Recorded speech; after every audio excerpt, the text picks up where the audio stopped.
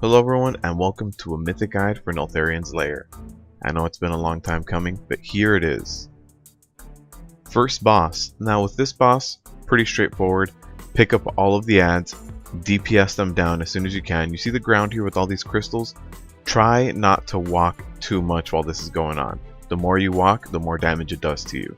Now besides picking up the adds and not walking around too much, the only other thing you need to know is he does cast an ability that is a frontal cone ability.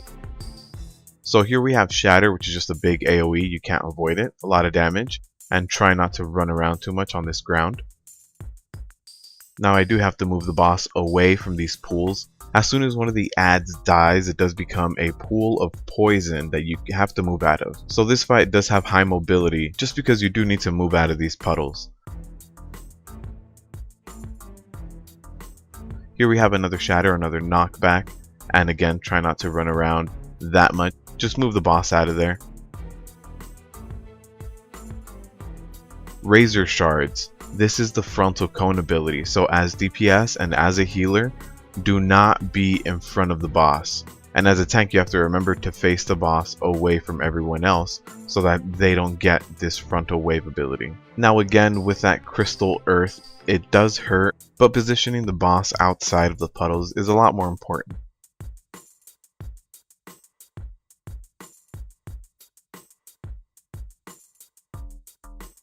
Up next we have the world boss. If you don't know how to get to this world boss, it's right below the waterfall. So here it is. It's pretty well hidden. You have to go through this thin little crack underneath the waterfall and you have to just run through there. And the boss is underneath there inside of a cave, Ultanok.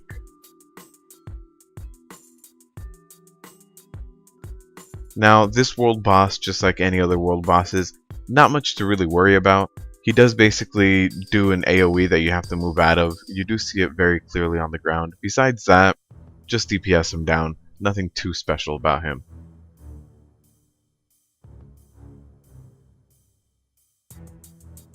Here we have that AoE ability. It's a frontal cone you need to move out of.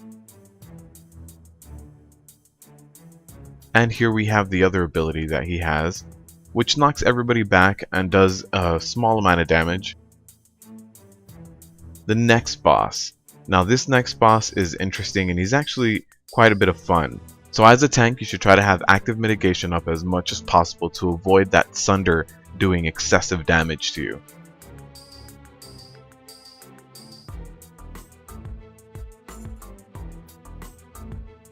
Here we have Strike of the Mountain. Basically 4 hands spawn on someone else besides a tank and will crush in on them and do a ton of damage. You do see these totems that come up, you need to DPS those down immediately. Here the boss becomes one of the totems. You do need to follow that totem around and make sure you know which one it is, because the boss will be in that totem right after. So you do see here, I call out this totem, we all go to it. You should always have someone in the raid who knows exactly where he is, because if you don't, you'll be wasting a lot of time.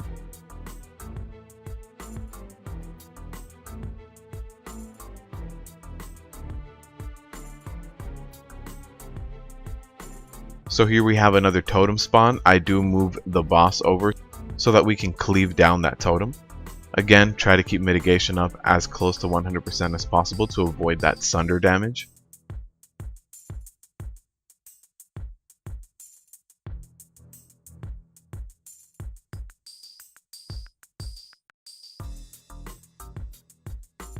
More totems that we do need to DPS down immediately. Here we have the Strike of the Mountain. You can clearly see those 4 hands come up and you need to avoid them. Here we have another phase where he goes into the totems and shuffles around.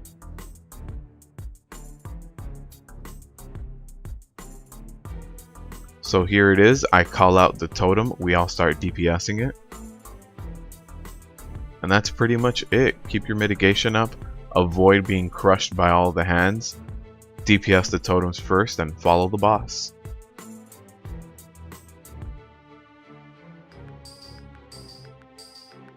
Here we have the next boss. Now this boss is a little more interesting. This boss will basically summon adds. If the adds get to the boss will eat them and become enraged. Now you see here we do have this druid that's dropping this venom all over the group. If you do get hit by Rancid Maw, you should actually be dropping the venom in the middle of the room so that the adds go through the venom and actually take a lot of damage and won't reach the boss. Now as DPS, you should always turn around and DPS the adds first. One final thing is, of course, do not stand in any of the venom. I know a lot of times this area becomes very plagued because the DPS do not run out.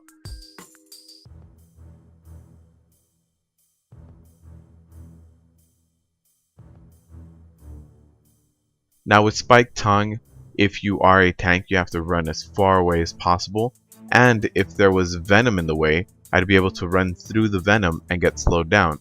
Now I do get caught with the Spiked Tongue and I do take a lot of damage here, just because we didn't have any venom in between me and the boss. So remember, try to drop the green venom in the middle of the room so that it DPSs the adds. Always swap and DPS the adds first, and as a tank, run away during Spiked Tongue and try to go through the pools of poison to stay away from him.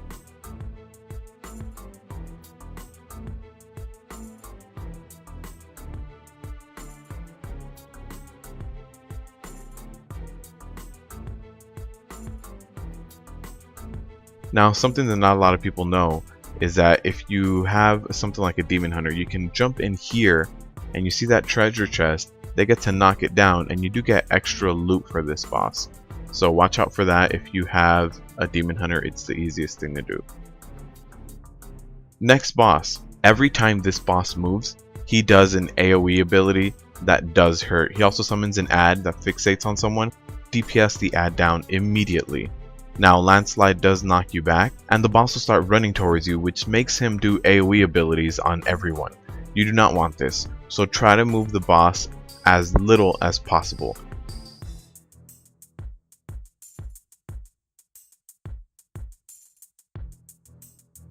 Now you did see that when the ad dies, it does summon a ton of crystals on the ground.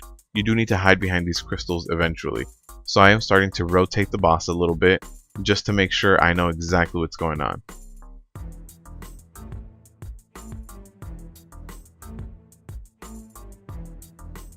Now unfortunately here with this landslide, it does hit the crystals behind me, destroys them.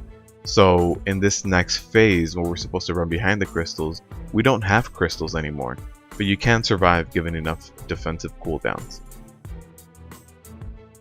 Here we have Magma Wave. This is where you're supposed to run behind the crystals. This does hurt a lot. We do get one person that goes down here. After this cast, you will have a pool of lava that you definitely need to avoid. You can't stand in that. That's super high damage. And with Molten Crash ability, you do need to have active mitigation up. Just because if you do not, you'll take huge damage and you'll get knocked back clear across the room, which will make the boss run to you and deal more AoE damage and basically wipe everyone.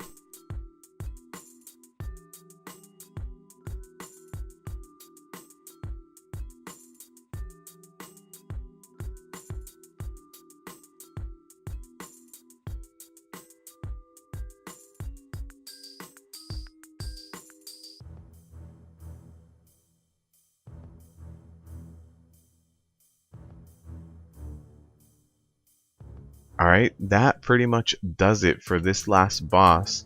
It's rinse and repeat from here. Remember, kill the ad, don't stand in any fire, try not to move the boss too much, and hide behind the crystals.